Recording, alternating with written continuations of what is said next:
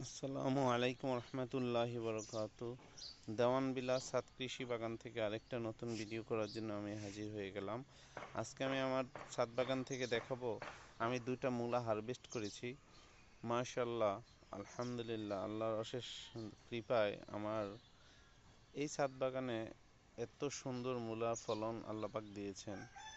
আপনারা যদি দেখে থাকেন আমার মূলা কত বড় হয়েছে, আমার হাতের এক হাত এত গভীরে চলে গিয়েছে যে ভেঙে গেছে, আমি তুলতে পারিনি ঠিক মতো।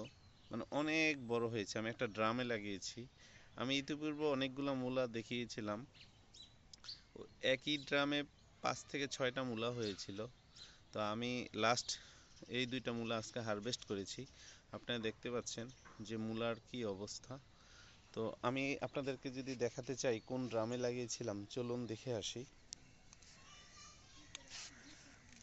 আপনারা দেখতে পাচ্ছেন আমার এই সেই ড্রাম যেখানে আমি মূলা লাগিয়েছিলাম। এটা একটা মালটা গাছ।